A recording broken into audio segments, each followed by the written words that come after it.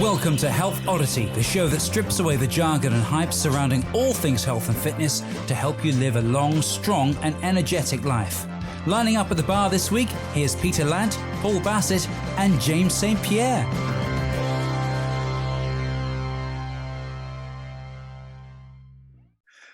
Hello and welcome to the Health Oddity podcast, episode 13. So, we've had an idea. There's three of us who present this podcast, and you might not have a clue about any of us, or one of us, or two of us, or all of us, or whatever. But, you know, why should you listen to us? Who are we? That's what it's going to be about today. And we're going to focus on one person in particular, which is going to be Mr. Paul Bassett, who's down there. Say hi, Paul. Hey, I hope it's not going to be a character assassination. No, you're going to lead the way, mate. You can talk about whatever you like. Oh, also, okay. Sorry. Okay, well, I can assassinate my own character. Sorry, it's been a while since I've introduced this as well. I'm Peter, by the way. And to my right or left, I don't know which way it is these days, is James St. Pierre over there. Say hi, James. Hi, James. God, we might have to start this again. You know, I've screwed that right up, haven't I? But anyway, there you go. I'm out of practice. Yeah, so we just thought it would be interesting to talk about our stories, not all in one. We'll do this interspersed through like interviews and stuff like that, and we'll talk about different issues. But today we're going to focus on Mr. Paul Bassett, where he came from, because he wasn't always in the fitness industry, as he's alluded to before. And yeah, so it's going to be a bit of a, again, free-flowing conversation. If you've got any questions to ask about Paul or ask Paul specifically, feel free to get involved. But yeah, so we'll get started. So Paul, where did it all begin? A little open question for you. No, like it's because it's up to you. I can ask you something specific, but you know, it's your journey. Where did you start? How did you get here? Presenting the best podcast. Parents met in Birmingham. Yeah. Okay. Back in the 60s, your parents. Yeah. I mean, I suppose it's worth talking about where I am now, which is I run a personal training business in London, in Putney, and we have both a studio and an online business. There's myself and three other trainers, all of which super qualified and great.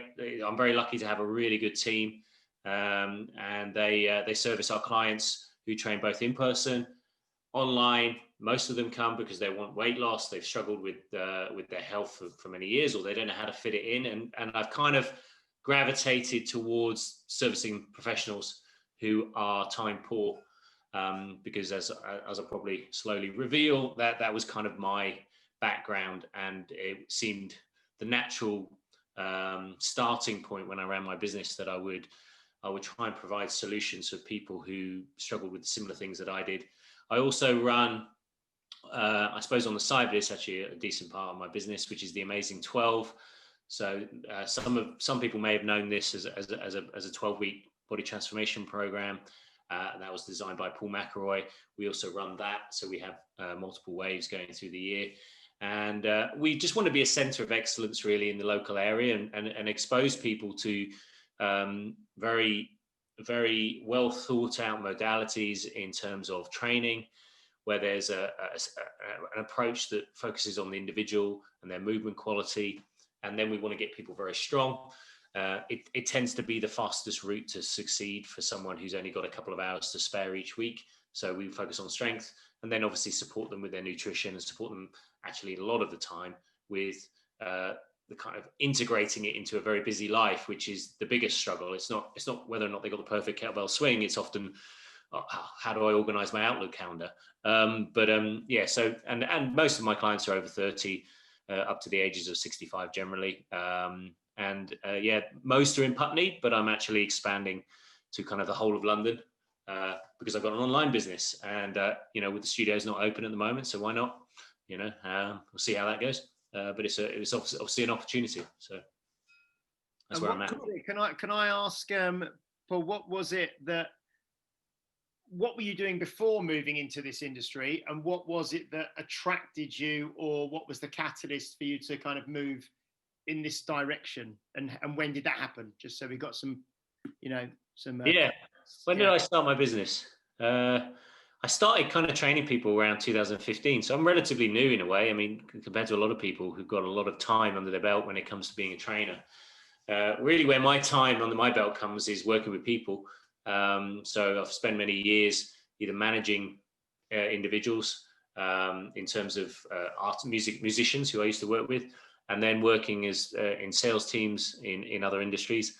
And I took charge of my health many years ago, and it just became a burning desire and an all-consuming thing in my kind of as a hobby, but also as a kind of something that I felt compelled to do, that eventually started pushing, squeezing out every other area of my life, and became the kind of sole focus. And then I got made redundant in the job, and it made sense to just suddenly jump, become a personal trainer for some crazy reason. But I've not looked back. It's been one of the best decisions I've ever made.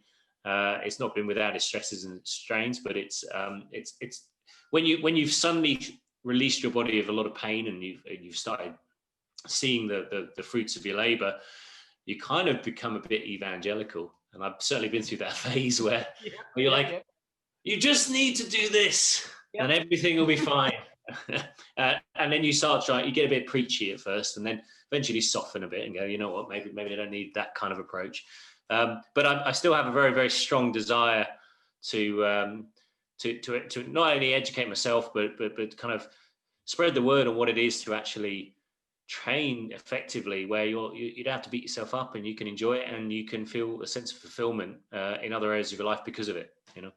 Were you surprised? I mean, that's very similar to mine. We'll talk about me in the future, obviously, but that's very similar to mine. And were you surprised that when you were like, right, okay, I'll become a trainer? And were you surprised? Number one, were you surprised at how hard it is to be a trainer? And number two, were you surprised that everyone didn't think the same as you when you were like, well, if you're in pain and you're tired and you're out of shape and all that, here's all you need to do. It's that simple. Like you say, you get evangelical about it. Like, I've seen the light. Why can't you?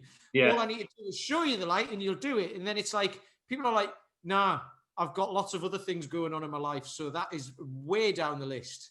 Yeah. Were you surprised at that? Because I was. Well, that's the thing. You see, I've very, very, in quite a, almost kind of like epiphany, found the reason why. And it was very dry. It drove me. I was like, oh, that's where I'm going. I'm going in that direction. Let's find every piece of information. I'm so excited about everything I read. And then you get into the reality of training people, and they're like, yeah, I've got an hour. I want to get a six pack, or I want to do this, or I want to do, and they're not thinking beyond the session, And then sometimes you're like, well, why would you not do that? Why would you not? And it is a kind of a learning curve, and I've certainly experimented. I mean, that's the one thing I like about being a trainer and my own boss, is I get to experiment a lot, and it's been good to work in bigger businesses, because you've got to make money in bigger businesses. You can't just come up with crazy program plans and not make any money, because you get out of business very quickly. But as a trainer, I got to experiment a lot, and I've worked out. And I'm still working out, but I've worked out kind of what works and what most people respond to.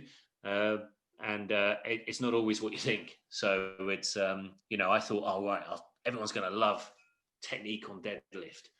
And some people just don't care.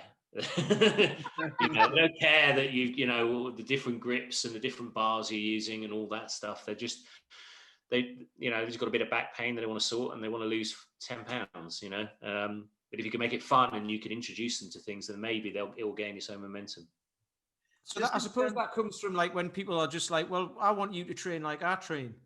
And people are like, well, I don't necessarily want that. And it's like, well, okay, and you've got to get over that, haven't you? Because that's something that happens in the beginning as well, I think. You've got to get over that and go like, okay, I'll train you for what you want. What result do you want? And I'll get you that. Yeah. So how, like, what sort of demographic are you working with? What's like, I mean, obviously you've got the amazing 12, which is kind of a body transformation thing, but not everybody wants that. And some people just want to, be able to move better and have joints that don't hurt. So how do you manage that? I mean, it's probably similar to you guys. I mean, most people who get into their 30s are no longer spending money on trying to pull someone, they're not, they've got families, a lot of expendable income of someone in their 20s is going on Ibiza trips and maybe saving up for the first house or just paying the rent, not really thinking about personal training. I rarely get any inquiries, anyone below 30. So most people they've settled into a professional life. They either have families or that they have kids that have left home, or they've come over to the country, they've settled down, they're creating a new life. I mean, they've got a lot of people from around the world in London. And so a lot of my client base is South African, Eastern European, some Australians, Irish, you name it, people from India, people from Scandinavia, I've got people all over the place. And they're all very high achievers in some way. So they may run their own business, or they work, they work in the NHS, they're doctors, they're heads of departments, they're very time poor people who know that they need to be healthy. And some of them have attended to it and want to do it better. And some have never attended to their health and realize they've got to play catch up. And I then try and make it as simple as possible for them to succeed without giving them too much to do, not too much pressure on their timetable, and then make sure that time that they give me is very, very well spent. And then the second part of it is just the sheer amount of accountability. So once they've got the training, once they've got the nutrition, it's like, how do we make it stick? And how do I keep it important to you? And they could stay with me for 3 months, 2 years, 3 years, or sometimes just the 1 month. But it's going where they want and making sure that we have the course corrections necessary to keep them moving forwards, really. So just a practical question, because it's quite interesting. So what age were you when you sort of moved from the kind of more the corporate world and the previous work you were doing to actually, right, I'm going to become a trainer and run my own business? Was it late 30s around? I was 35. I'm 41 now. Yeah. I'm 35. Yeah. Because there's quite a few people that I know who I train, and probably you guys as well, who you meet people, and I think it's actually not uncommon now for people to maybe get into their mid 30s or their 40s, and then have this kind of career change, where they think, actually, I don't want to sit behind a desk for the rest of my life doing something for someone else. I want to,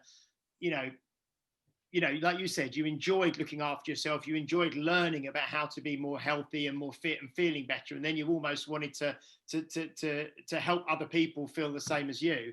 What was the first stage with you in terms of, what was the first qualification you did? What was your entry into the industry, which is where many people will be kind of moving at the moment as well?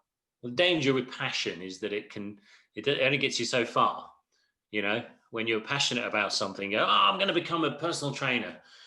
And it became I was quite aware very early on that wasn't going to be the thing that carried me through, because I knew that there was people who were more skilled than me, stronger than me, faster than me, had been doing it longer than me. So it was about, how do I utilize my career capital, really, which is what I've been doing years before, which has always either been in sales in some way and people management.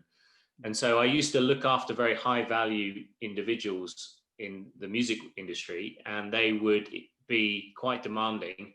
And you were also dealing with people's hopes and dreams and aspirations, whether they're 18 years old or more seasoned performers, and you would be trying to deal with disappointment, trying to drum up kind of motivation to do things, put them in touch with people who are going to help them achieve their goals. And so it became very much about connecting the dots and making sure that person was always moving forwards.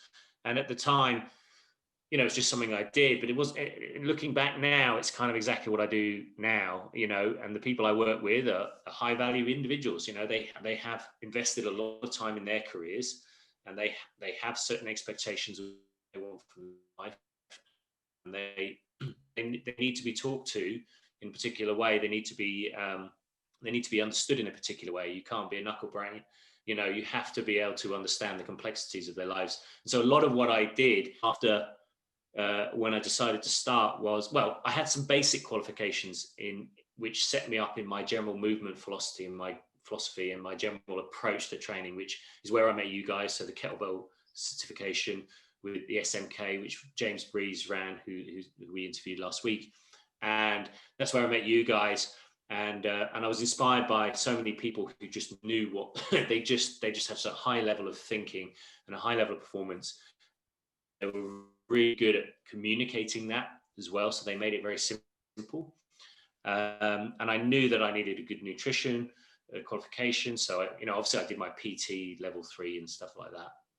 But really, it's most of my knowledge has come through either trying things or networking and meeting people with very high levels of ability, and then trying to translate that in some way, communicate that to other people. And that's really where a lot of my time is spent, is trying to I spend a lot of my education on marketing and business mentoring, because it's all up here, and I sometimes struggle to get it out in a coherent manner, and sometimes having someone there who just says, hey, this is how you need to say to someone, this is the funnel that you need to put that energy, and that can make a big difference to the experience of the client. So what have you found? Obviously this year has been challenging for many people for many different reasons. But I think probably people running their own business is particularly challenging for various reasons. But how have you you kind of touched on, I suppose, the online stuff, but how are you kind of dealing with this year, and how are you navigating your way through as a business owner? Yeah, it's mentally it's tough, I mean, that's the biggest thing is trying to stay focused, because in a way, I know my community is not the be all and end all of anyone's week, but it is a major part of people's perception of themselves and how they handle things. And we provide a consistency for people. And like you two, you've got to be leaders of your community, and you've got to lead by example. And so I've had to be very proactive. I think this year has been defined by being very proactive, because on one hand, I'm reacting to whatever the government's throwing at us and the changes in how people train, what can be open, what's not.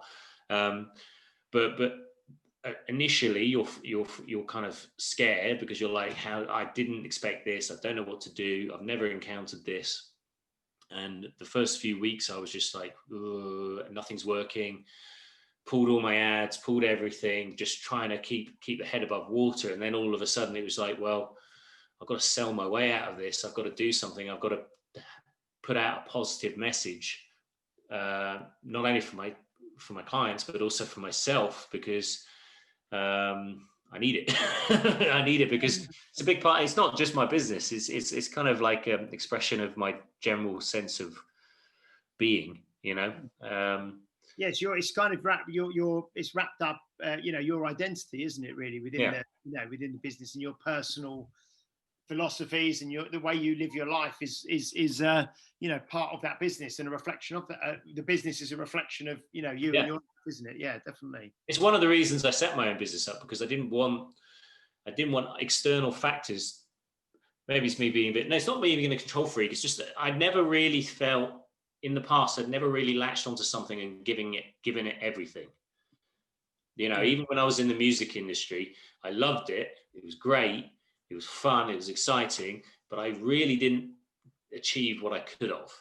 And when I moved into publishing, again, I sat there behind a desk, and I just didn't connect in the way that if I put half as much effort into my work when I was working at the publisher as I do now, I would have rocketed through things, because, but I didn't, and I was left in this kind of limbo period. And then this spark went off, and I was like, right, I've got to run my own business. I've got to do this. And coronavirus takes away that autonomy initially. And you're like, I've not got control. I don't have control of my destiny, but actually you do. And that's been the biggest learning curve. And it's still one I'm going through, because I still have my down days. You should have seen me yesterday. I had 3 membership cancellations. I was like, it is. I'm laughing at that. I'm laughing at the the situation of that. If you know Yeah, what I mean. it's tough, and you go up and down. It's like supporting a football team, you're up and down. So, right, you've just said it. You've just said a thing there. You could have been like, you could have been a high flyer in what you were doing. You were in two different industries by the sounds of it. A high flyer in either one of those, but you weren't.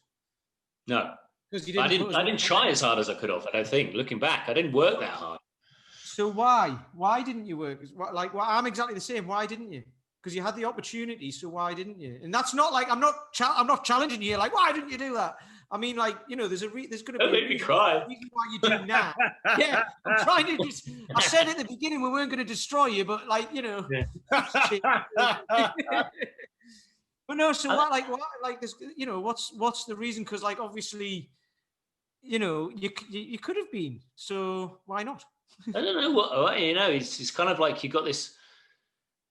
I think in the end, what I like about fitness is that, I mean, I suppose I'm quite happy in my own company for quite long periods of time, and I think the current business I have, I can generate change myself. I can generate my own income. I can come up with ideas. I can run with them. I can explore them. I have agency, and a lot of the frustration I found in the past was that I lacked a sense of. Firstly, I think my passion wasn't as deep as I thought it was with some of those things. I think, I'm going to love this. This is going to be great, and I struggled to latch onto something. Nothing came that easy, which is fine. We all got to work for things, but there wasn't enough passion there to pull me through. I think I was more attracted by the idea of it than the actual doing of it. And a lot of the time I had to rely on other people to make decisions. So like when I was working with musicians, you spend your heart and soul coming up with great music or whatever, and then you give it out to the world, and then nothing would happen. Someone would say, no, that's not for me, and they kill a project dead. We'd worked with something for 2 years, and then all of a sudden they said, we're pulling the funding, and it's gone. And you're kind of like, there's this lock. I struggled with a sense of control over the circumstances. I felt like I was reliant on too many chaotic factors, and I didn't like that. And whereas now there are chaotic factors like coronavirus, but I have like the sense of control and agency to be able to react to them and to generate passion and generate and all those things I can do, because I think I've got the spark and I know why I'm doing it. I've not lost that, and I'm excited about training myself as I ever was. I'm excited with every new client. I never get bored of working with someone. I don't hear the same story and go, not that story again. I find people infinitely interesting, and the community's built enough momentum that it's really positive. And I wasn't surrounded by very positive industries. They were like bitchy or like it's quite cutthroat, the music industry, and there were people you talk to and you'd be talking to them in one way and they'd be saying la la la la la la, and then you'd be in a meeting and they go completely off track and commit to something else that you hadn't agreed right in front of you, and you'd be like, okay, so I don't trust this person at all. And then in the publishing industry, it was all quite nice, but there was a kind of everyone was kind of out for themselves, and I'm kind of like here, like there's this kind of sense like, well, aren't we in it together? We're all here to help you, and I'm here to help you, and you're here to have fun with me, and we're kind of like, that's kind of energizing. People are there to have fun, I mean, it's like that in most industries, and it's still like that in the fitness industry, but at least in this industry where you are, if you're self-employed in that, you've got the ability to associate with who you want to associate with. And if somebody doesn't gel with you or whatever, or you don't gel with them, you can just say, right, it's not going to work. And that's what's really good. Whereas in that sort of situation, like you've just been saying, you have to find a way to work. I was going to say work with these people. Yeah. It sounds like but work with people who you don't necessarily want to work with, and you don't necessarily, I'm not going to say but get on with or respect or whatever, but you've still got to do it. You're in that situation. I was trying to manipulate things for my own ends in those industries. I was sensing I was trying to not manipulate people, but I was trying to play a game. And a game that I didn't really believe in. you know. And eventually just like I lost passion for it, particularly as the bottom fell out of the music industry. I was like, there's got to be something else. I'm more interested in something else. And then I flitted about and ended up in publishing. And I was just like, I did that for 4 or 5 years, and you know, it just wasn't there. And then read Born to Run, the book, and I was like, this is why my knees hurt, you know. You know? I read that years ago myself as well. That was a massive turning point for me, with, you know, barefoot running and vitamins and all that sort of stuff, which was great. Do you find as well, I was gonna say, as a kind of, as we all run our own businesses as well, that your kind of day or your week as such, probably much the same as mine, is so varied, or can be so varied, that, you know, you're wearing so many different hats all the time, aren't you? Whereby, you know, like you mentioned, you know, you're trying to look at maybe marketing, and then you've also got a facility to manage, and you've got a team to manage, and you've got members to look after, and you've got communication, and you've got social media, and you've got programming and your own training, and you know, so it's such a varied week, isn't it? You know, you never really get an opportunity to get bored, do you? That's you know, no, not at all. No, I mean, you're kind of building the plane as you fly it, you know. So, you know, it's particularly, even if you've got a mature business. I mean, your business as it stands has been what, 11, 12 years, something like 13 years now. 13 years, yeah. So, and you're still finding that it's just kind of evolving and fresh, because yes, you get new people in who come in with different perspectives, or like coronavirus throws a curveball and your business has to react to that. But also, I think all of our businesses are tied up with personal discovery as well. And I kind of like that. If I feed off, my business kind of throws things to me that I just would never encounter in other industries. You know, running my own business just throws things that I've just got to, I always said before coronavirus, every 6 months I've got something big I need to navigate. There's been a lot this year to navigate, but that makes me think outside the box. And I liked the idea that I could rise to the challenge and create something successful off my own back, and then involve loads of really cool people who I want to hang out with and I want to learn from. Because like trainers I work with are just great. They're all, you know, they're all kettlebell instructors. They have backgrounds in everything from powerlifting through to CrossFit and Brazilian Jiu-Jitsu, and then I get an opportunity to hang out with you guys, and it's nice to be in that surrounded by like people who think like exciting thoughts rather than like negative chitter chatter that I was finding from office politics, which was, I don't do office politics very well. It's like I don't like EastEnders. It stresses me out. Anything that's too like that, it just stresses me out. And so I kind of like creating quite a positive ideas environment, you know. And I think we've spoke about it.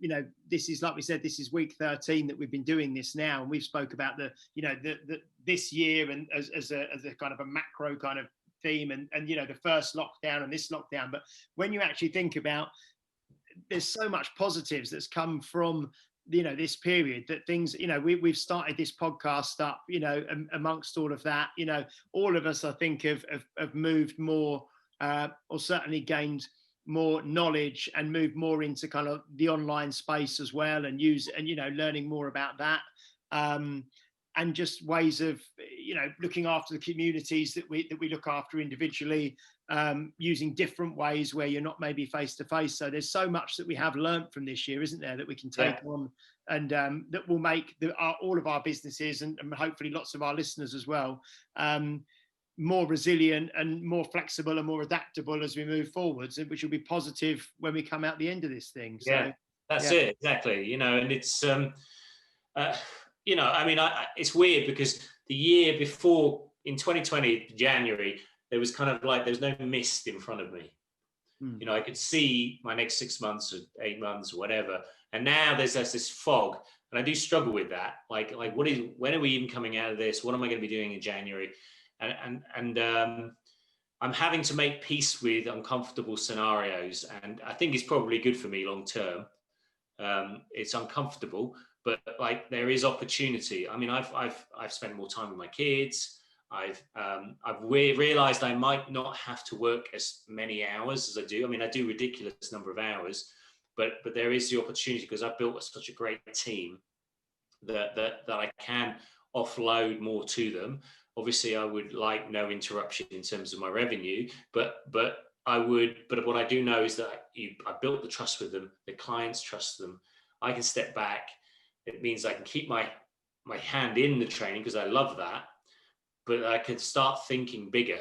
Whereas before I was on a bit of a treadmill doing too many hours and not being able to see some of the bigger picture. And hopefully I'll be able to kind of do some bigger picture thinking at the moment. And obviously I've been training and all that stuff. So there's stuff there to work with. Yeah. So it's a very difficult question to kind of ask, but because of the lack of, like you say, the lack of clarity, and certainly in England, there's talk of, moving to a new phase on sort of like the 3rd of December, but we don't quite know if that is going to happen or to what extent, and different places in the country. So we don't really have clarity what's going to happen. But what's your, I suppose your goals is maybe a bit too specific, but what's your kind of theme or your direction of movement over the next 6 months? What is it that you're focusing on for the next sort of 6 months? I think it's my online business. Apart from staying afloat. yeah. It's trying to live hand to mouth. No, I mean, I've got to shore the business up in multiple areas, really. I don't think in the next 6 months I'm going to be suddenly allowed to run the gym as I did in 2019, because we're going to have limitations on the number of people we have.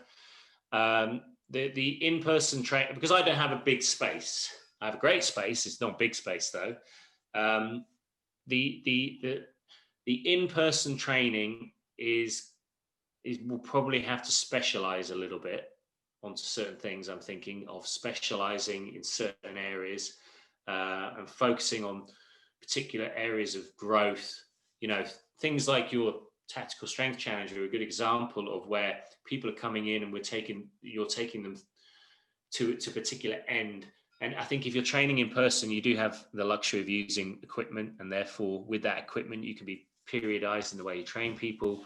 I think it's got to be a more premium offer, because, we can train less people, and there's less opportunity for people to train. So if they get space in the in-person, it's going to mean something quite significant. My online business has got to grow.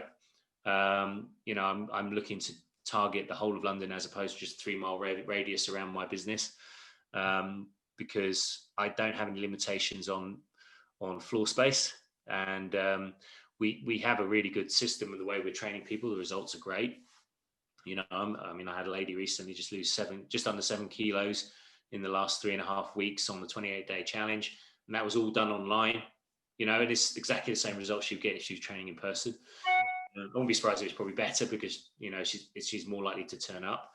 And then obviously I've got the Amazing 12, and that's part of the in-person training. It's kind of a level up program, which allows people to go for a very specific kind of body composition result and strength result.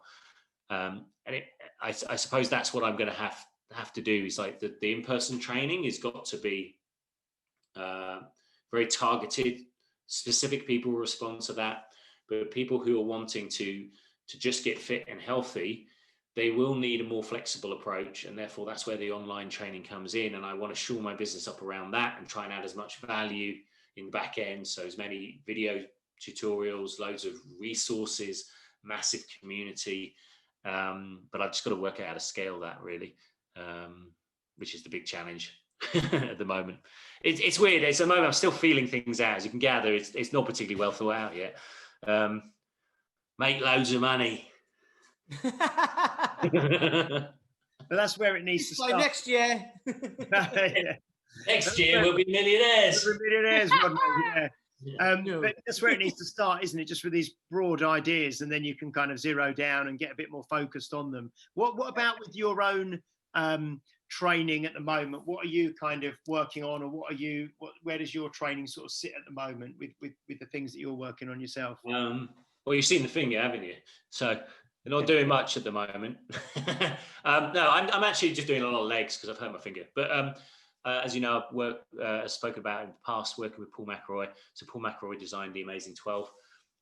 Is a guy who thinks very differently about everything, really. And in terms of a strength coach, he's kind of the coach's coach. So a lot of the people who work with him are other coaches. I think that's mainly who he trains. And he runs the Amazing 12, which is a system of getting results in 12 weeks, which is extremely effective. But it does take some commitment from any individual, but kind of the end is certain, which I like. I like certainty. So I approached Paul because I was lacking any direction, and I needed, like anyone, we all need a bit of help. And I was thinking, well, he knows what he's doing.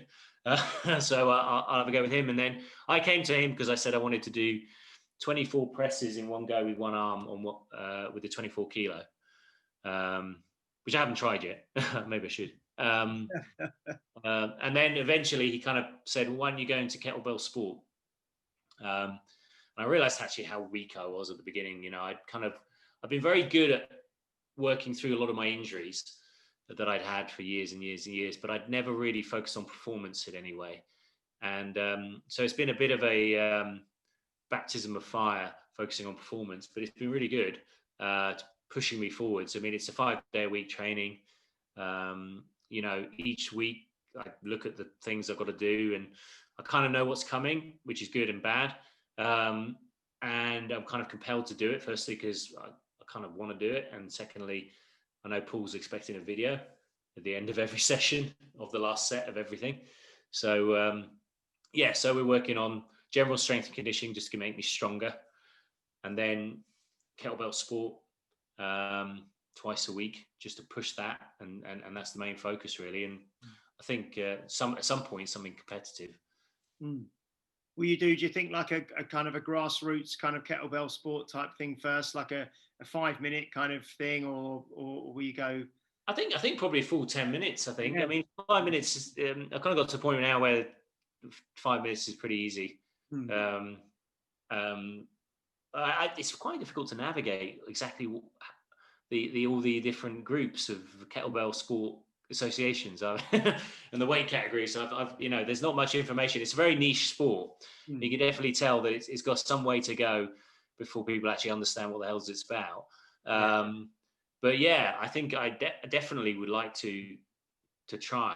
I mean, I've injured my finger at the moment, so I feel a bit kind of, I feel a bit kind of jittery that I can't do what I normally do. But I think I probably could do something with. I probably do jerks with 220s for 10 minutes. I think I've never done. See, Paul doesn't really ever train to the full 10 minutes. Yeah. I think his idea is why waste energy on maxing out when you could be making progress.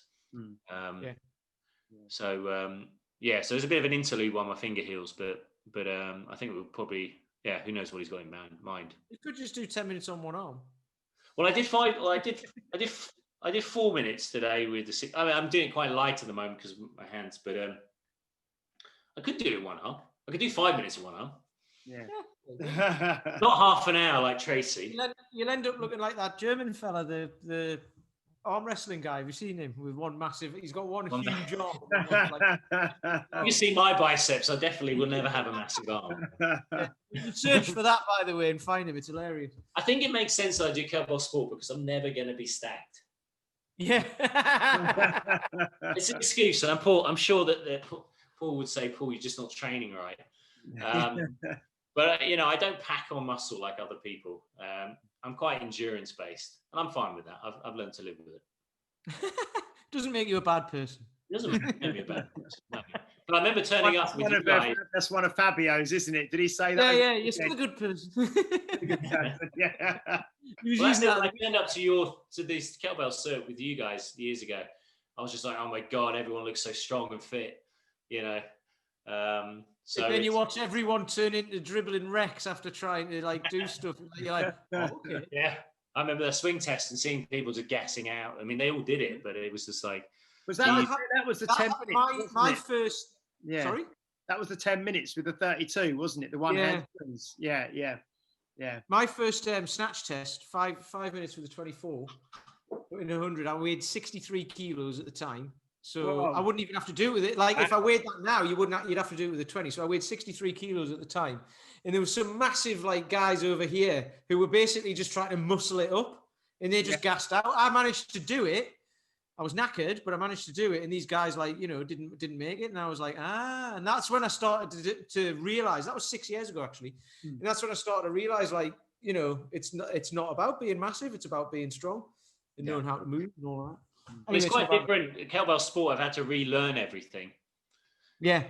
All the techniques different, breathing technique, trying to relax in swings as opposed to explode and all that, and it actually becomes more natural to me because I'm probably naturally lazy when it comes to strength training.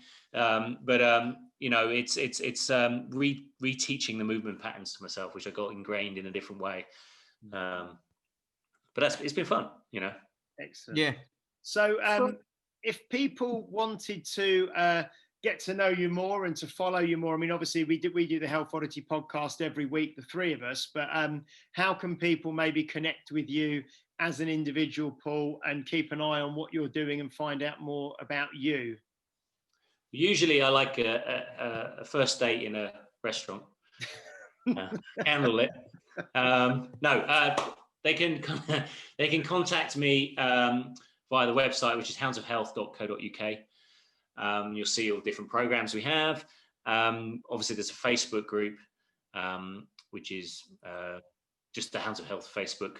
And I actually just started something called the Hounds of Health Academy, which is just a free Facebook group, which is literally just being launched today. So it's just a way of kind of reaching out to some more people, just creating a free resource that people can kind of just be part of a group and post things, ask questions, and I'll just be posting random things about different things, not boring things like how much orange juice should you have a day, like just trying to talking about kind of ideas and doing some videos and stuff like that, and just creating an environment where people feel like they can ask a question that maybe they didn't know where to ask. And who aren't more interesting things like how many beers can you drink and still lose weight? That sort of thing. How many is it, Peter? How much orange juice should you have in a day? No, it depends. Depends whether it's freshly squeezed or out of a bottle, doesn't it? It's difficult to know what people respond to because I mean I was on a group recently. I'm part of lots of different groups, and there was loads of pace. You see personal trainers posting all the time in groups, and you get things. People post different things like which one should you eat? Should you eat this or this or this? Which is which has less sugar, or which has more, which is healthier? And I'm not really interested in that. I can eat what you want, but so I mean, what I want to do with the group is have something that's more going to touch something in you, something that's going to get your fire going rather than just something that tells you some more information. We all got enough information. Definitely. Fantastic. Mr. Lant, do you want to wrap up and I don't know what to say at the end of that. It was, it was interesting. It's good. It is. It's good to hear, just sort of like your view on things and what have you. I mean, we all talk about our little views on things throughout each podcast with guests and what have you. But it's good to have just a specific focus on one of us, just to get your philosophies and all that sort of stuff. So I think the biggest thing from that I would take from what you've said is, passion for something. You've got the passion for something, but it has to be, when people say build your own business around a thing that you have passion for, and then you'll never work a day in your life and all that. And it's like, yeah, but you can lose that passion immediately very quickly if you make it your livelihood. So you've got to have some sort of it's got to stay. And it doesn't stay by just having that passion. You've got to go and explore it and find new ideas and all of that and learn new things, which is what you've been talking about, right? And it is one of those things, like pretty much everything. The more you know, the more you realize you don't know and that you need to know. And it's just a continual cycle. And that's where you get to a point like you said, I think this is what I got from it. Like in the publishing and in the others, in working with bands and stuff like that, I get to a point then you go, my passion doesn't stretch to actually go and learn what I need to know because I can't be bothered. Whereas with this, it's like I want to know that, and then it'll take you somewhere else and go, that's interesting. Now I want to know that. How do I find that? Who do I need to go and speak to or learn from? Who do I need to get in a room with to go and learn that? So that's what I've got it from, and that's what I would say. Hopefully, you guys listening will get from this, and it's like it doesn't matter what it is, but let's take getting fitter, because that's what this is about, fitter and healthier.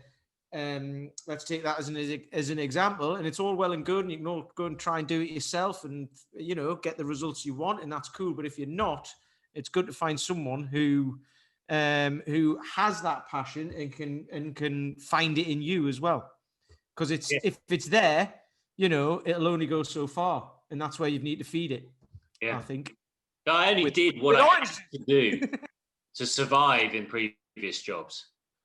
I only did what I needed to do just to get by. Yeah. Whereas now I do much more than that, Yeah, cool. Yeah. We love it. Right then, we're done. We're all done. So, James, say ta-ta. Ta-ta. Hey, Mr. Paul Bassett, thank you very much. Say goodbye. Goodbye. And it's goodbye from him, me, him, and all that. And yes, we appreciate you all. Send us any questions or anything. Give us some feedback. And we'll speak to you on the next one. Ta-ra! You've been listening to Health Odyssey with Peter Lant, Paul Bassett, and James St. Pierre. To get your regular fix of hype-free health, you can subscribe and leave a review wherever you get your favorite podcasts. You can find out more on today's and other topics at healthodyssey.com or find us on Facebook or Instagram by searching for Health Odyssey.